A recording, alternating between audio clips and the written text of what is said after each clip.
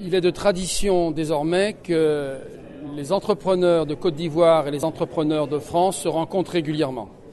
Et c'est dans ce cadre-là que j'ai eu le grand honneur de conduire une délégation d'une 50aine d'entreprises françaises qui sont venues rencontrer leurs partenaires de Côte d'Ivoire. Car de plus en plus, ce qui est important, ce n'est pas qu'une entreprise française vienne ici réaliser un contrat ou un marché. Ce qui est important, c'est de développer les partenariats qui nous permettront de nous enrichir mutuellement et de développer les logiques gagnantes-gagnantes. C'est ce dont, avec les responsables de la CGECI, nous nous sommes entretenus. Avec les vice-présidents qui m'entourent, nous avons eu un débat de grande qualité pour faire le point sur notre coopération, pour mesurer les enjeux, par exemple, des prochains échanges entre l'Union européenne et l'Union africaine. Nous avons fait le point sur le développement des enjeux du numérique.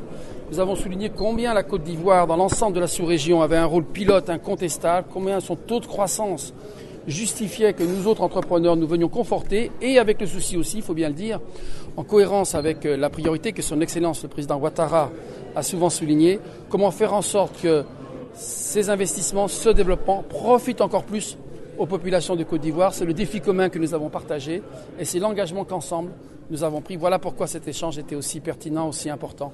La compétition, c'est la règle du jeu. Et je veux dire sans embâche que si des compétiteurs venus d'autres pays rencontrent des positions trop fortes, c'est une invitation pour nous, entreprises françaises, à revisiter nos façons de travailler, à nous réimpliquer, à nous réinvestir. Mais vous savez, les derniers chiffres, et je suis confiant sur ce point, montreront, j'allais dire, une nouvelle évolution. Mais c'est la compétition. On ne peut pas dire qu'on est entrepreneur et refuser la compétition. C'est simplement le fait que la Côte d'Ivoire, et c'est une bonne nouvelle pour le pays, attire de plus en plus les entreprises internationales. Ce à quoi il faut veiller, je le dis à tous, qu'elles soient françaises, marocaines ou chinoises, c'est quel est l'équilibre et quel est le retour pour la population de Côte d'Ivoire de cette présence. C'est ça aussi la question qu'il faut poser.